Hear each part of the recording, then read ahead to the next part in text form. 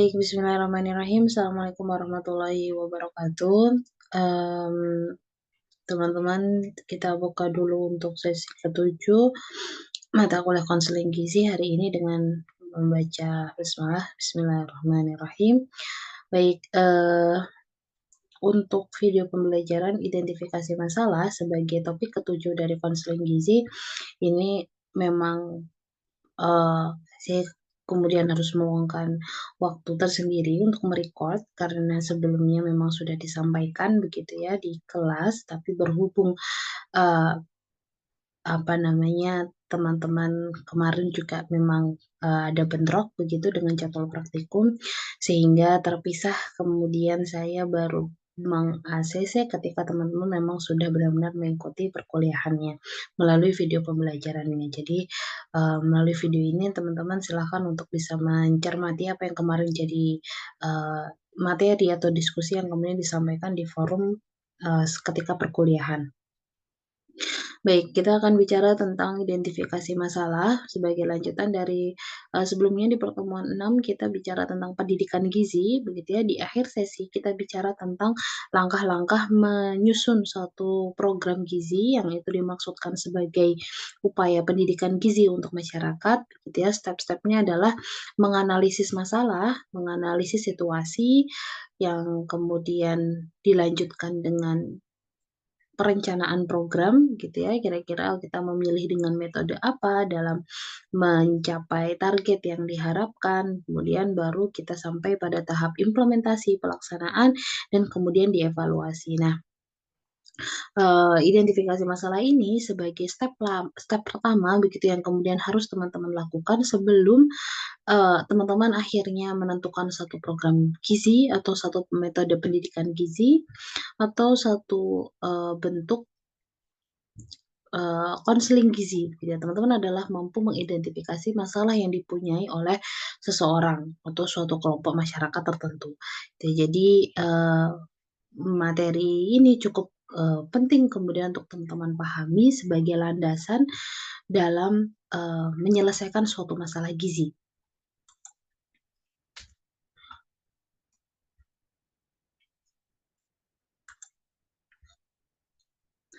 Ya. Sebelum kita sampai pada, bagaimana mengidentifikasi masalah gizi, teman-teman mungkin bisa mulai memetakan begitu ya, kira-kira di Indonesia ini ada masalah gizi apa saja ya? Ya, yang kemudian teman-teman kenal, gitu ya.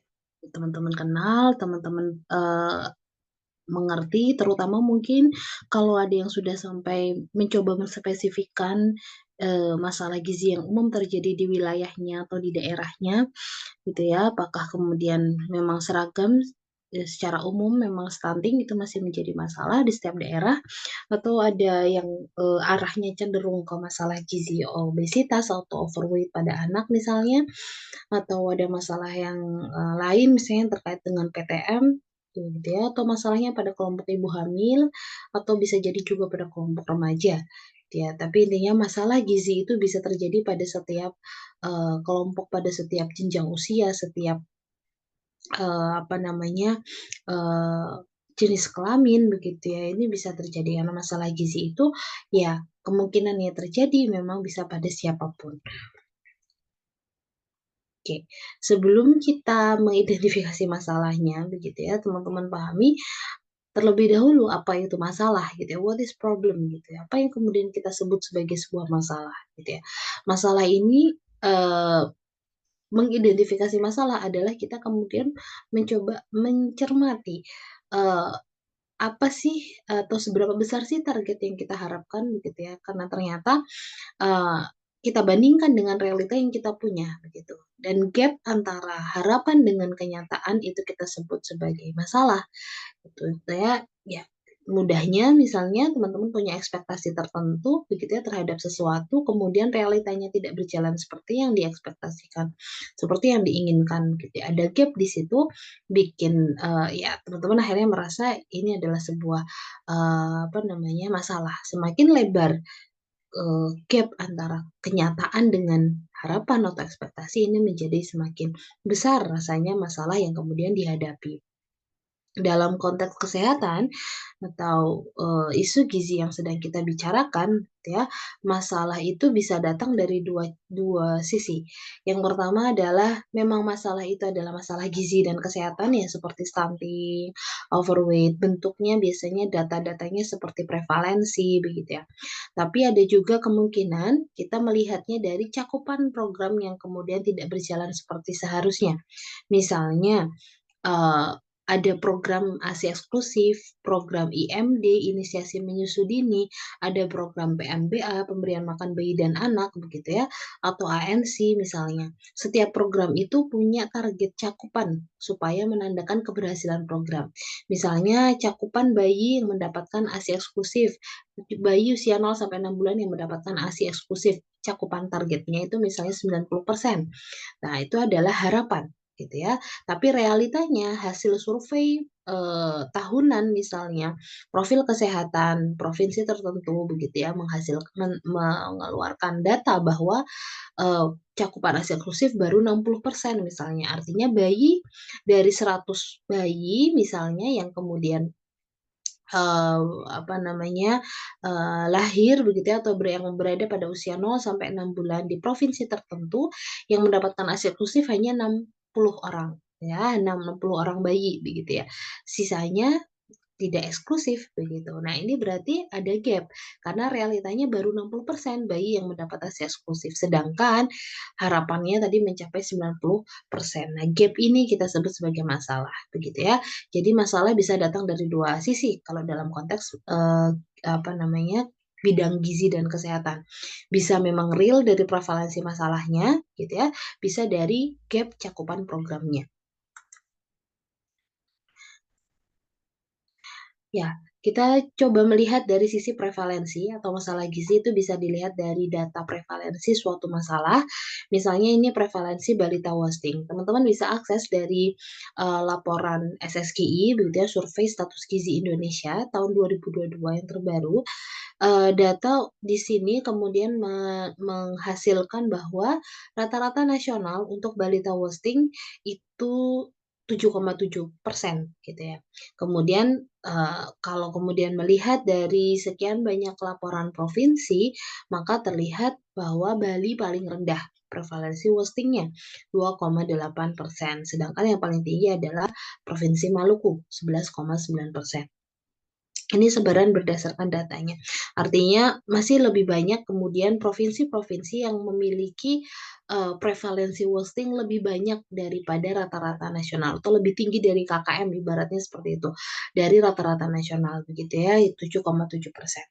Eee, Teman-teman perlu kemudian mengingat kembali bahwa indikator status gizi pada anak itu dilihat dari 3 indikator, yaitu BB/U, TB/U atau PB/U, dan BB/TB. Nah, ini untuk kategori wasting ini dilihat dari indikator BB/TB. Kemudian prevalensi balita underweight dilihat dari BB/U, kategori underweight dari BB/U. Di sini, juga terlampir begitu ya data nasional, prevalensi nasional 17,1, yang paling rendah masih Bali begitu ya 6,6%, tapi paling tinggi di sini ada NTT, Nusa Tenggara Timur. Dilihat dari apa namanya, prevalensinya sampai 28,4%. Kemudian prevalensi balita overweight, ternyata, balita overweight di sini banyak dijumpai gitu ya, paling paling banyak dijumpai di Kepulauan Bangka Belitung, ya, Kepulauan Bangka Belitung 7,8% dan paling rendah di Maluku 1,5%. Ya, kalau tadi teman-teman ingat begitu ya, di data sebelumnya prevalensi wasting paling tinggi itu di Maluku. Ya, paling tinggi di Maluku, tapi ini untuk balita overweight paling rendah di Maluku, ya. Minimal kemudian bisa kita tarik kesimpulan sederhana bahwa, masalah gizi yang kemudian terjadi di Maluku itu memang masih, apa namanya, arahnya lebih kepada gizi kurang, ya, lebih pada kemudian BB/TB yang masih kurang atau kategori wasting tadi, begitu ya. Tapi, artinya belum sampai pada masalah double burden begitu ya, beban ganda. Karena kemudian misalnya bisa jadi overweight-nya tinggi, kasus postingnya juga tinggi, ini berarti double burden begitu. Tapi ini, setidaknya begitu ya, terfokus pada kecenderungan beban mereka pada masalah gizi posting di Provinsi Maluku. Ya, ada cut off point atau ambang batas yang kemudian difungsikan untuk menentukan besar masalah gizi berdasarkan prevalensi. Jadi asumsinya seperti ini, kalau, mmm, apa namanya, suatu masalah gizi itu kita nggak bukan hal yang sederhana, kita kemudian bisa dengan mudahnya menarik kesimpulan, "Oh, berarti kasusnya tinggi ya? Oh, kasusnya rendah ya? Oh, kita nggak ada masalah tentang underweight dong," gitu ya. Itu penarikan kesimpulannya ternyata ada ambang batasnya. Artinya setiap masalah gizi terutama begitu ya, setiap masalah gizi itu punya ambang batas yang berbeda yang kemudian dilihat dari prevalensinya bisa menghasilkan kategori yang berbeda. Contoh di sini misalnya underweight dalam kategori BB/U. Prevalensi kurang dari 10% suatu wilayah atau suatu daerah, kabupaten misalnya, negara begitu ya, diasumsikan kategorinya rendah, rendah masalah underweight. Tapi kalau lebih dari sama dengan 30 ini sudah masuk kategori yang sangat tinggi. Berbeda dengan stunting begitu. Pada kondisi, masalah gizi stunted begitu ya, masalah gizi stunted ini kalau misalnya 30 ini masih kategorinya tinggi, gitu ya, dianggap sangat tinggi baru kalau sudah lebih dari 40% prevalensinya. Ya, kemudian ada WOSTID dan, lain sebagainya. Ya, dari, sumber yang lain begitu juga ada yang memetakan berdasarkan beban bebas masalah, juga dilihat dari prevalensi tapi dari beberapa, masalah gizi yang tadi belum tersampaikan begitu ya.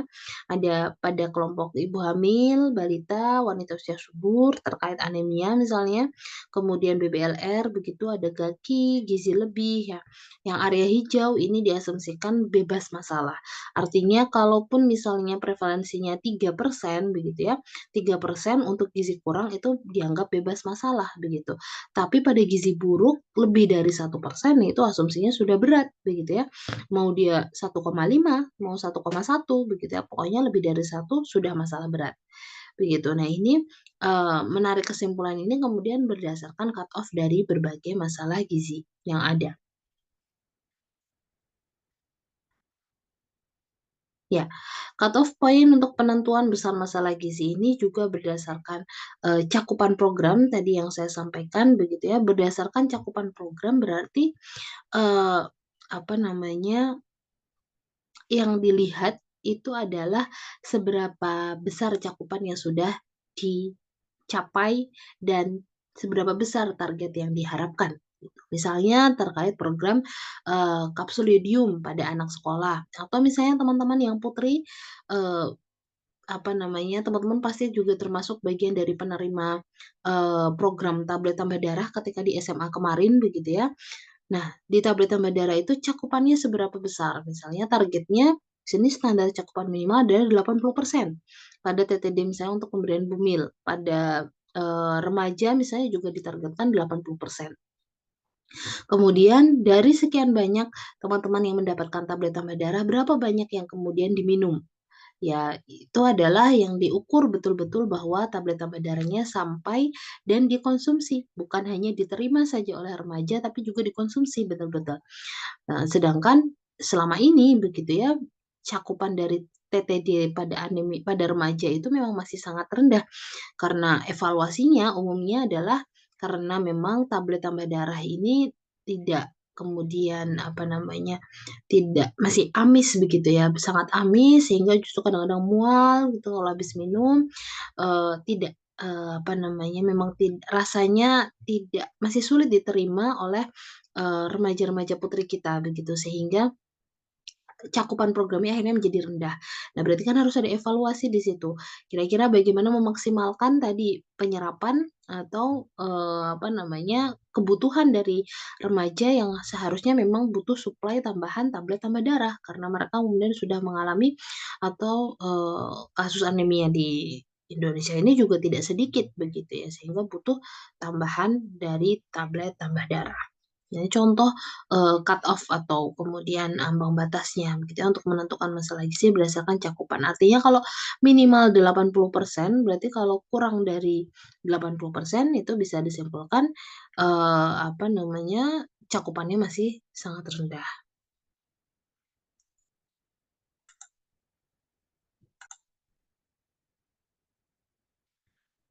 Baik, selanjutnya ada presentasi yang, balita stunting. Ini stunting karena masih menjadi isu masalah gizi yang, kita tangani begitu ya, masih menjadi fokus oleh pemerintah.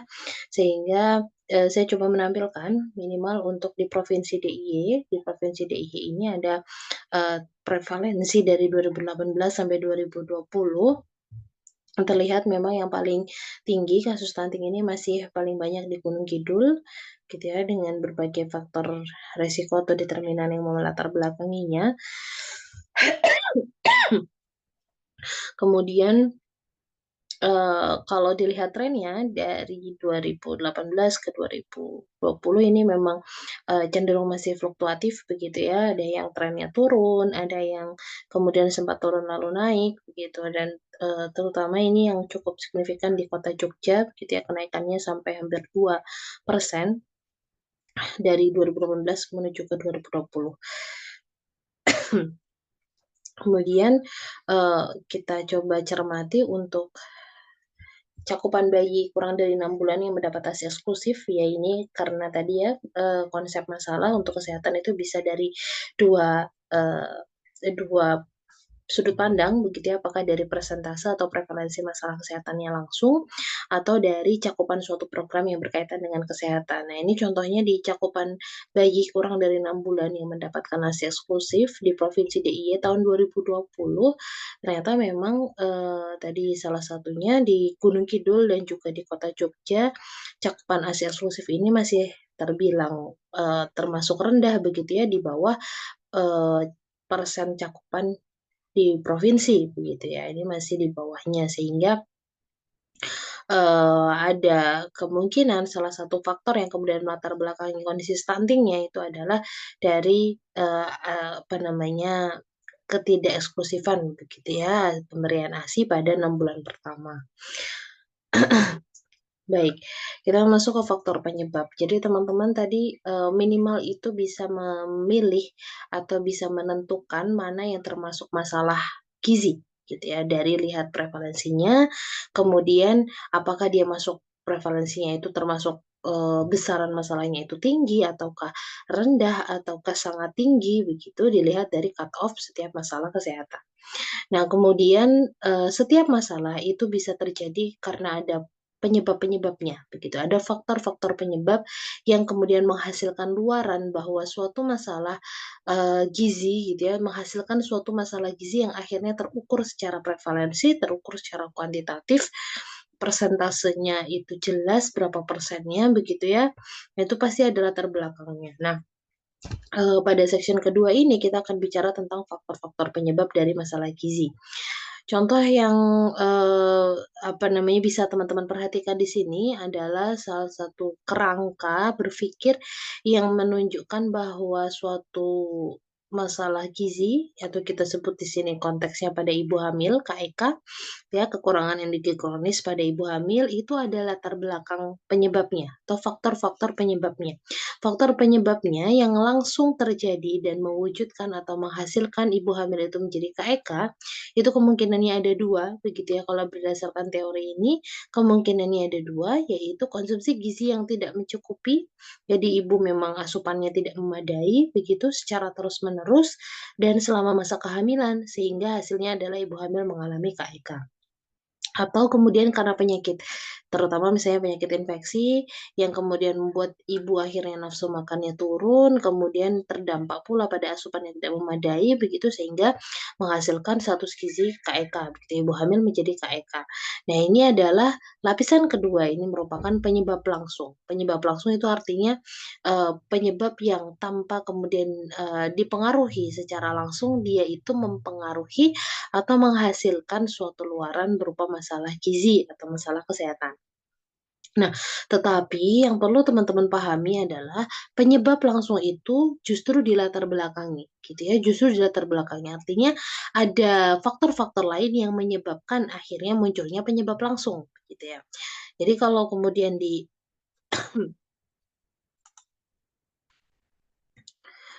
saya gambarkan.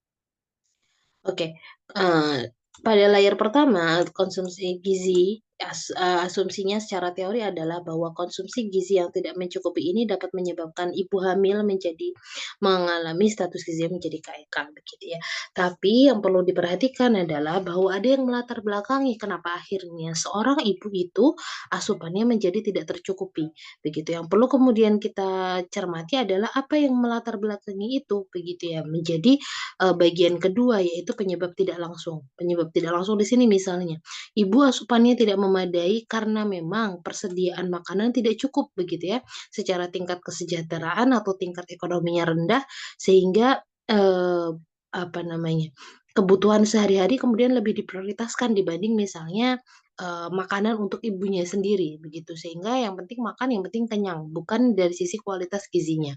Akhirnya asupan gizi masih tetap dalam kategori tidak tercukupi karena memang persediaan makan yang tidak cukup.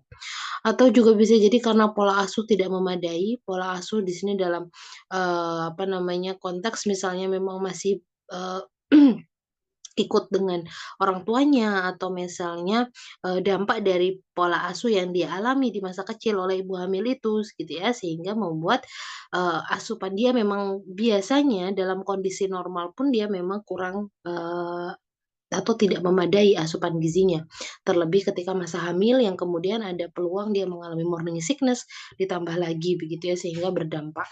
Kemudian yang terkait dengan penyebab penyakit misalnya, karena, adanya kemudian aktivitas PHBS yang tidak memadai, kesehatan lingkungannya tidak mendukung, ada layanan kesehatan yang tidak bisa dijangkau atau diakses, sehingga membuat dia memiliki atau punya riwayat penyakit infeksi yang terus-terus berulang sehingga berdampak kemudian pada, status gizinya menjadi ibu hamil yang KEK gitu ya.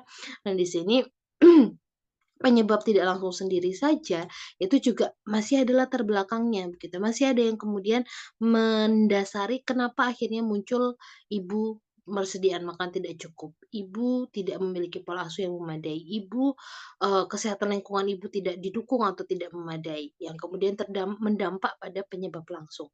Nah, masuk di sini ada yang melatar belakangi di bawahnya, itu sebagai masalah utama. Nah, rangkaian faktor-faktor resiko, penyebab-penyebab yang teman-teman coba uraikan dari sejak masalah gizi ini ada begitu ya, kemudian di-breakdown, diturunkan menjadi penyebab langsung, diturunkan menjadi penyebab tidak langsung, terus begitu sampai ke paling bawah gitu ya. Maka teman-teman, sampai kemudian tidak menemukan lagi, apa namanya, apa yang mendasari masalah paling bawah gitu ya, maka teman-teman sudah sampai pada dasarnya. Sampai pada dasarnya yaitu berarti teman-teman sudah menemukan akar masalah.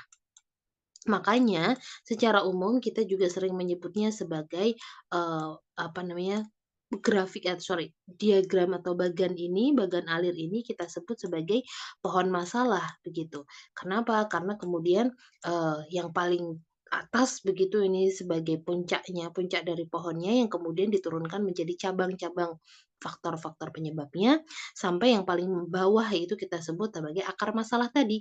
Yang paling melatar belakangi akhirnya muncul masalah berupa ibu hamil KEK. Ya, teman-teman, menurunkan pohon-pohon masalah ini bisa melalui bantuan dari referensi-referensi atau publikasi-publikasi terbaru untuk membantu memudahkan, oh, biasanya kita pakai kata kuncinya faktor risiko atau determinan. Untuk kita dapatkan gambaran bahwa, eee, suatu masalah itu punya penyebab apa saja sih begitu ya, dan kira-kira yang menyebabkan penyebab dari masalah itu apa saja sih atau lapisan duanya, yang menyebabkan penyebab dari penyebab masalah itu apa saja sih, kemudian diturunkan lagi sampai tidak punya dasar yang lebih, eee, kuat lagi di bawahnya gitu ya.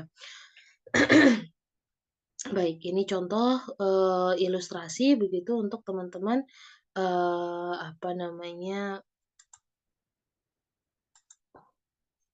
oke, ini untuk teman-teman akhirnya kemudian menunjukkan, eee, penyebab dari masalah gizi melalui pohon masalah, gitu ya. Jadi umumnya faktor determinan penyebab masalah gizi itu dipetakan seperti ini, artinya yang paling atas itu kemudian luaran status gizinya.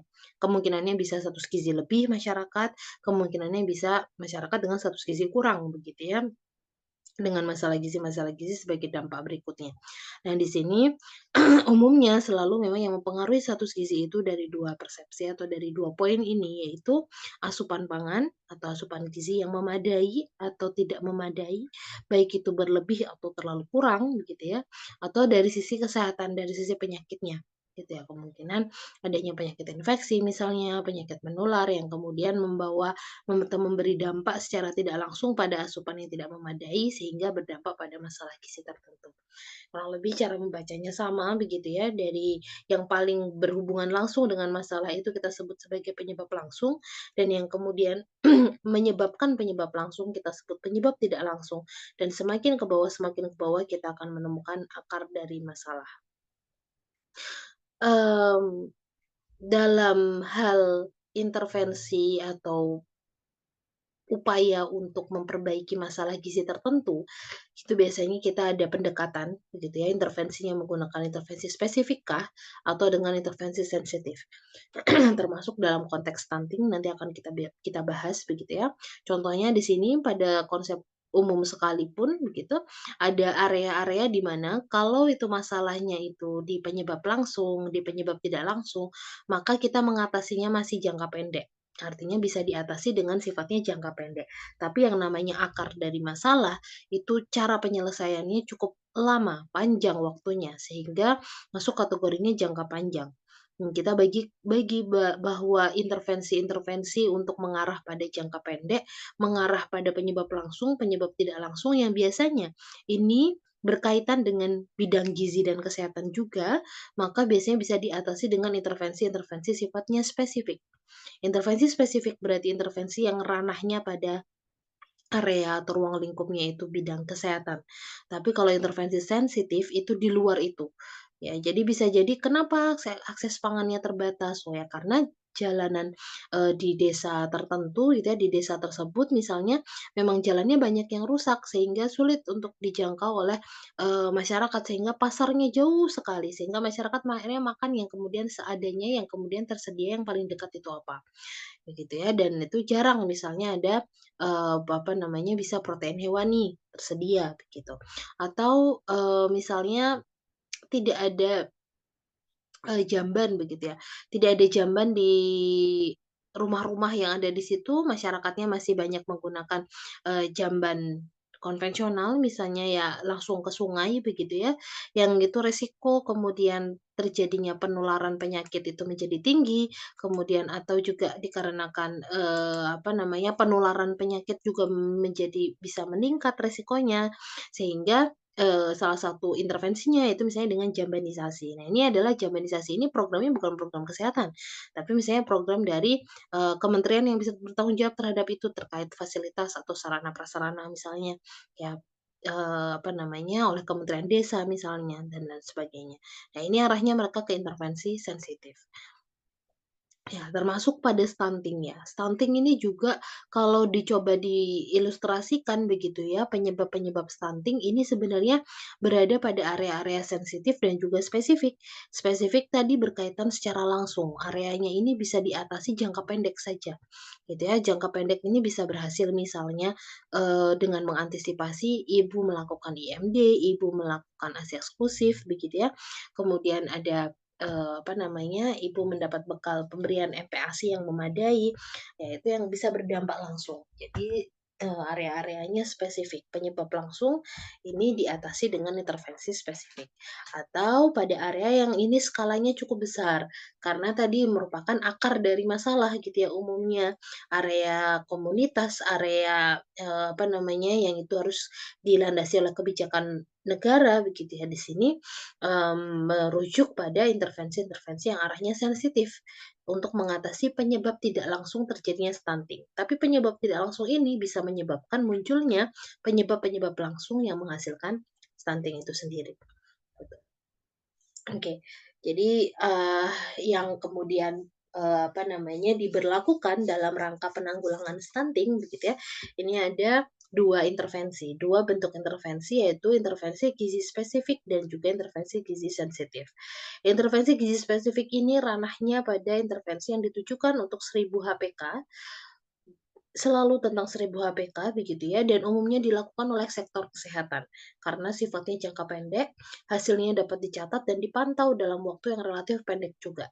Tapi, intervensi dengan gizi spesifik saja atau hanya orang-orang kesehatan saja yang bermain dalam penanganan stunting, maka ini hanya berkontribusi 30%.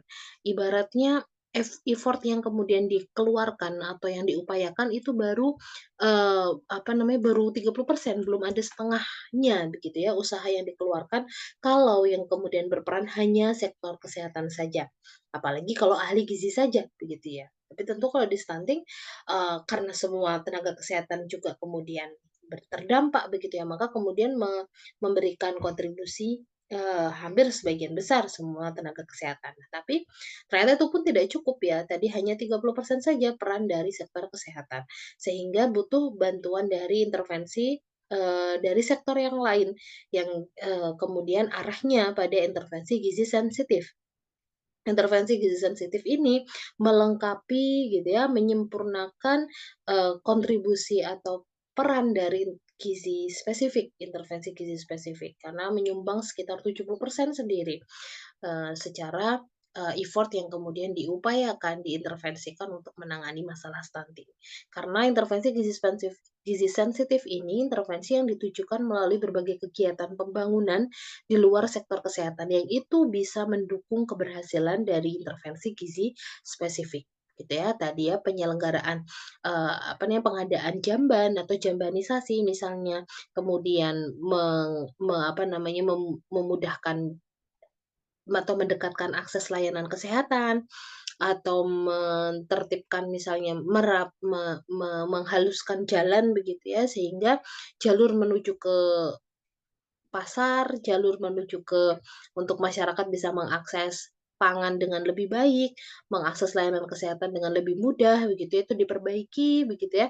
Sehingga mereka yang misalnya mengalami sakit yang sebelumnya itu, ditangani secara, apa namanya, menggunakan herbal-herbal setempat misalnya, yang kemudian tapi karena kemudian fasilitas layanan kesehatannya diperbaiki sehingga membuat mereka merasa, eee bisa merujuk atau menuju ke tenaga kesehatan dengan lebih mudah gitu dan bisa menekan resiko yang tidak diharapkan tadi, gitu. Jadi ini butuh 2 peran ini, intervensi gizi spesifik dan juga sensitif. Ya ini untuk ilustrasi teman-teman bahwa penanggulangan stunting tadi ya, ada dua cara intervensi gizi spesifik dan sensitif, ini untuk realisasinya, misalnya contoh yang kemudian mudah adalah program-program pada intervensi gizi spesifik, ini misalnya IMD begitu ya, inisiasi menyusui dini. Karena di sini, eee pemberian ASI eksklusif, kemudian praktik IMD, begitu, ini bisa membantu menekan resiko stunting. Dan ini dilakukan oleh sektor kesehatan tentunya, karena tadi intervensi gizi spesifik.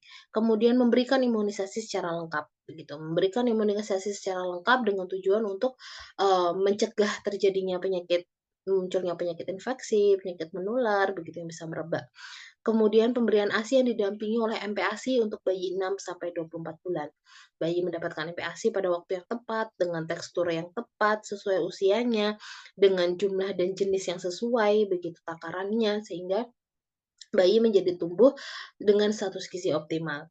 Ibu hamil mengonsumsi TTD, tablet tambah darah, begitu ya. Ibu yang mendapatkan TTD sebagai bentuk, resiko sebagai bentuk penanggulangan atau pencegahan terjadinya anemia pada ibu hamil. Karena berdasarkan studi, ibu hamil yang mengalami anemia kemudian berhubungan dengan terjadinya atau munculnya kejadian stunting atau resiko anaknya lahir BBLR, resiko kemudian misalnya terjadi pendarahan ketika melahirkan dan itu bisa berdampak pada, kesehatan bayi dan ibunya begitu. Sehingga, resiko stunting menjadi meningkat itu, ada begitu ya, bukti-bukti ilmiahnya, sehingga ditekan dengan kemudian ibu tak patuh begitu ya untuk mengonsumsi tablet tambah darah.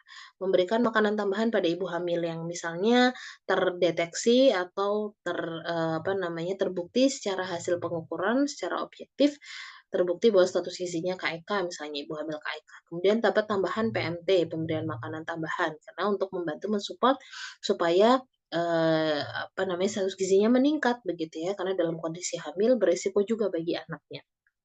Ini contoh-contoh program terkait intervensi gizi spesifik, yang tujuannya adalah untuk penanggulangan stunting. Pencegahannya bisa dilakukan baik itu pada ibu hamil, pada anaknya langsung, ataupun ditarik mundur lebih jauh lagi misalnya pada remaja, begitu ya. Pemberian TTD pada remaja. Kenapa tujuannya? Karena remaja sudah mengalami masa menstruasi, terutama remaja putri begitu, mengalami masa menstruasi dan ketika misalnya nanti dia, tumbuh menjadi wanita usia subur, sudah siap untuk kemudian mengalami konsepsi dan kalau misalnya dia kondisinya tetap anemia, maka beresiko mengalami atau beresiko anaknya atau janinnya nanti kemudian, eee, berisiko stunting begitu. Dan di sini intervensi yang kedua yaitu intervensi gizi sensitif. Contohnya yang ini memang dilakukan oleh di luar sektor kesehatan umumnya, tapi perannya adalah untuk mensupport hal-hal yang dilakukan oleh sektor kesehatan. Misalnya memberikan edukasi kesehatan seksual atau KESPRO pada remaja begitu ya, yang, tujuannya adalah kalau kemudian remaja-remaja paham bahwa salah satu penyebab dari stunting adalah pernikahan usia dini, yang itu disebabkan karena ketidakmampuan remaja mengelola, hasratnya begitu ya, mengelola, atau memahami bahwa mereka termasuk nantinya pada kelompok berisiko kalau kemudian hamil sebagai seorang remaja begitu ya, maka kemudian ini perlu ditangani oleh sektor kemudian dari bidang yang lain gitu.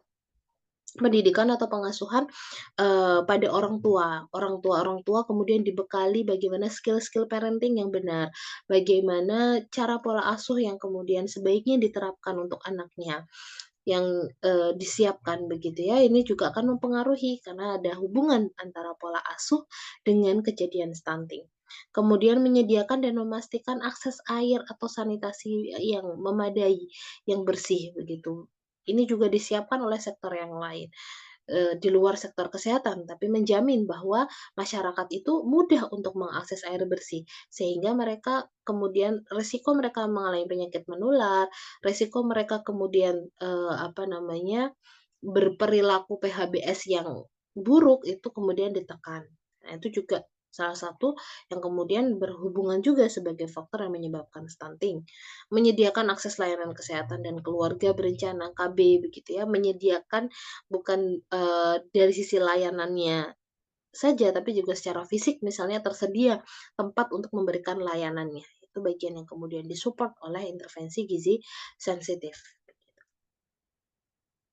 Oke, kita bicara tentang masalah gizi itu memang tidak berhenti pada satu generasi begitu ya. Kalau teman-teman, masih ingat tentang siklus intergenerasi ini memang disampaikan supaya, konsep atau teori ini disampaikan bahwa, sebuah masalah gizi itu beresiko memberi dampak bagi generasi berikutnya dan berikutnya dan berikutnya kalau kemudian tidak diatasi dengan baik, begitu ya. Sebagai contoh ilustrasi yang paling sederhana itu misalnya masalah intergenerasi ini yang terkait stunting, gitu ya.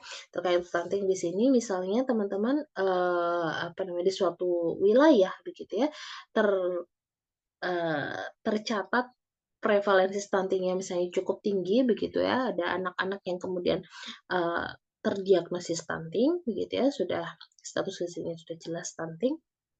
Anak mengalami stunting ini, kemudian misalnya tidak teratasi dengan baik begitu ya, ada anak yang bisa jadi, misalnya tidak terdeteksi, atau misalnya karena memang tidak mengakses layanan kesehatan, atau misalnya sulit dijangkau oleh tenaga kesehatan rumahnya begitu ya, sehingga tidak terdeteksi atau, apa namanya, tidak terpantau bahwa di dalam, rumah tersebut misalnya ada anak yang kemudian mengalami stunting, dan dia tumbuh tanpa terapi, dia tumbuh tanpa, apa namanya, mendapatkan suplai tambahan begitu, tumbuh menjadi remaja yang pendek. Dia tetap akan tumbuh, tapi kemudian secara status gizi dia menjadi resikonya kurang, lebih mudah sakit begitu ya, kemudian secara, kemampuan kognitifnya menjadi tidak semaksimal teman-temannya. Nah ini dampak dari anak yang stunting yang kemudian tidak mendapatkan pola asuh tambahan yang, apa namanya, makanan misalnya PMT begitu ya, PMT pemulihan, atau kemudian mendapat suplementasi gitu ya, sehingga dia tumbuh menjadi remaja yang pendek. Remaja yang pendek ini kalau dia remaja putri begitu ya, dia kemudian juga tidak mendapatkan makanan yang memadai, kemudian, apa namanya, aktivitasnya tinggi misalnya, atau kemudian dia juga tidak konsumsi TTD, kemudian dia tumbuh menjadi wanita usia subur, resikonya dia akan menjadi ibu yang malnutrisi atau ibu hamil dalam kondisi KEK gitu ya. Ibu hamil KEK ini kemudian tidak mendapat penanganan yang memadai juga misalnya gitu ya. Kemudian dia akan risiko melahirkan bayi berat lahir rendahnya tentu tinggi gitu ya. Berat badan bayi lahir rendah ini menjadi tinggi.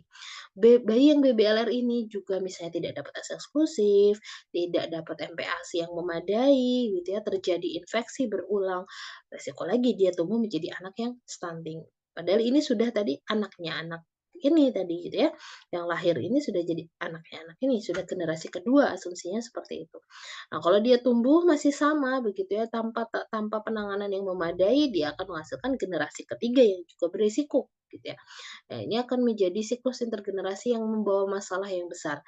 Karena dampaknya tidak hanya masa kini, tidak hanya pada anak yang bersangkutan, tapi juga beresiko pada generasi-generasi mendatang, generasi berikutnya. Oke. Nah, yang kemudian perlu dilakukan karena kita memahami bahwa stunting tadi juga memunculkan masalah antar generasi, maka putus mata rantainya, gitu ya, putus rantainya. Kalau teman-teman menjumpainya anak kemudian ada prevalensi anak tertentu yang mengalami stunting, mereka kondisinya masih di bawah 2 tahun, apa yang bisa dimaksimalkan? Terapi seperti apa yang bisa dimaksimalkan untuk kejar tumbuh, supaya dia kemudian minimal menjadi remaja yang kalaupun dia apa namanya, status gizinya bisa terpantau dengan baik gitu ya, status gizinya tumbuh dengan baik. Kalau kemudian munculnya di remaja gitu ya, ketemunya kelompok remaja yang kemudian, remaja pendek, anemia begitu ya, mereka masih ada masa misalnya memenuhi growth spurt gitu ya, untuk mengejar growth spurt di mana masih ada kemungkinan fluktuasi tinggi badan atau perbaikan status gizi di situ dimaksimalkan, asupan yang kemudian bisa dimaksimalkan pada periode remaja tadi. Ya, atau ditemukannya pada kondisi ibu hamil yang KEK. Sama begitu ya, apa yang bisa dimaksimalkan untuk menekan resiko bayinya lahir dengan BBLR. Atau kalau ketemunya bayi memang lahir sudah BBLR, apa yang bisa dimaksimalkan supaya dia kemudian bisa, apa namanya, mencapai, berat badan yang diharapkan setiap bulannya sehingga resiko dia mengalami stunting menjadi ditekan, gitu ya. Kita putus dimanapun kita jumpai kondisi tertentu pada 1000 HPK yang biasanya berkaitan dengan stunting. Oke, kemudian ya, jadi dari, masalah-masalah yang tadi sudah teman-teman kemudian identifikasi, sudah dijumpai begitu ya, sudah teman-teman, coba untuk temukan mereka penyebab-penyebabnya apa, dan apa saja data-data yang harus teman-teman kumpulkan, dan apa yang harus teman-teman evaluasi berkala begitu ya, untuk melihat intervensi gizi sensitif atau spesifiknya ini berdampak nggak sih gitu ya, ada hasilnya nggak sih sudah diberikan intervensi ini? Nah, itu kemudian perlu dicari begitu ya, kira-kira dievaluasi, kira-kira apakah indikatornya sudah sesuai, misalnya terkait status gizi ibu hamil, mana yang prioritas dilakukan untuk mengukur status gizi? Apakah perlu kemudian dilakukan pengukuran lingkar kepala? Apakah kemudian lingkar, pinggang panggulnya itu bisa menjadi rasio yang bisa sesuai begitu ya untuk menentukan status gizi atau menggunakan, metode apa yang paling tepat? Misalnya dengan lila, dengan kadar Hb begitu ya untuk memantau. Ini, membuat teman-teman akhirnya penting untuk memetakan. Berarti kalau pada kelompok bayi, antropometri apa saja yang sih yang kemudian sebaiknya dipantau, diukur begitu ya, di biokimianya apa, di fisik klinisnya apa, di dietary-nya apa. Pada ibu hamil apa sih yang kemudian sebaiknya kita pantau atau evaluasi untuk menilai status gizinya gitu ya. Pada lansia seperti apa, pada remaja seperti apa gitu. Jadi, sudah terpetakan begitu ya dalam diri teman-teman bahwa sebagai seorang tenaga gizi itu sudah, lanyah ibaratnya itu lancar begitu ya. Kalau di lansia oke checklist-nya ini, yang perlu dipantau apa, begitu ya.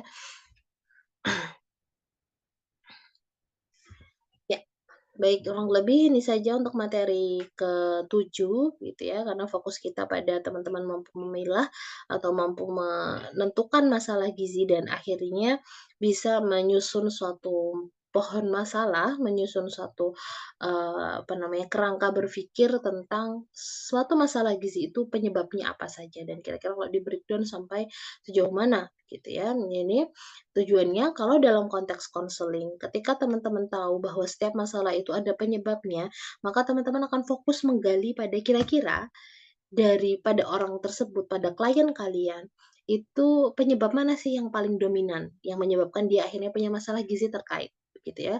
Jadi latar belakang teman-teman kemudian perlu mengidentifikasi masalah, kaya wawasan tentang determinan atau faktor resiko suatu masalah gizi itu akan mengantarkan kalian pada penarikan kesimpulan dan juga pada, apa namanya, sejauh mana kalian kemudian butuh untuk mengobservasi, butuh untuk menggali secara mendalam tentang kira-kira faktor penyebab mana sih yang, bisa mempengaruhi, pada klien terkait misalnya, ini pada konteks konseling gizi.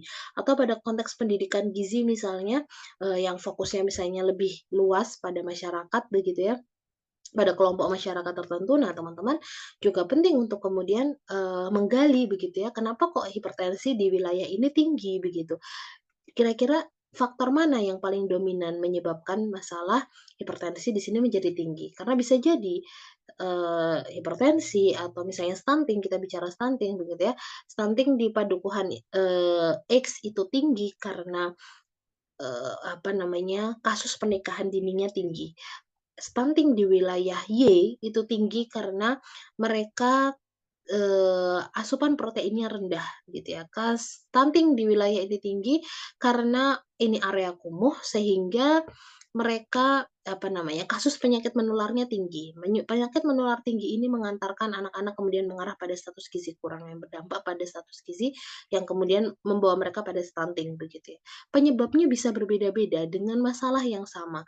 Kenapa teman-teman kemudian perlu nggak kemudian pukul rata, gebiah-uyah gitu ya, gebiah-uyah itu artinya, ya pokoknya kalau stunting diatasinya pasti dengan cara ini, tidak begitu. Teman-teman perlu kemudian mendalami bahwa masalahnya apa dulu yang bikin stunting di sana tinggi. Ya kalau ternyata pernikahan dini berarti teman-teman intervensinya di ranah kelompok-kelompok remaja begitu ya, bagaimana menjamin mereka kemudian tidak melakukan atau tidak kemudian, apa namanya, memutuskan untuk menikah sebelum kemudian waktunya tepat secara biologis, secara, fisiknya begitu ya, karena akan berdampak pada luaran berikutnya adalah anaknya berisiko stunting. Atau pada mereka-mereka yang tadi misalnya di wilayah kumuh, apa yang paling bisa dimaksimalkan, intervensi seperti apa yang bisa dilakukan di sana? Untuk kemudian menekan atau menurunkan, kasus stunting-nya begitu. Akan berbeda treatment-nya, karena yang satu karena pernikahan dini, yang satu karena areanya area kumuh begitu ya, areanya kumuh yang kemudian intervensinya bisa jadi bukan dari sektor kesehatan, tapi dari sektor yang lain diminta untuk kemudian memperbaiki atau membantu apa namanya, menertibkan begitu ya areanya, apa namanya, misalnya mengadakan jambanisasi tadi misalnya, atau kemudian, apa namanya, memperbaiki sanitasi, menyediakan sarana akses air bersih begitu ya, itu menjadi berbeda treatment-nya. Sama-sama goal-nya adalah menurunkan stunting, tapi treatment-nya berbeda, gitu ya. Oke. Ini silakan teman-teman untuk presensi bisa men-scan QR code di sini, nanti bisa diisi link presensinya, kemudian baru saya input di portal. Terima kasih teman-teman atas perhatiannya, semoga yang sedikit ini bermanfaat. Assalamualaikum warahmatullahi wabarakatuh.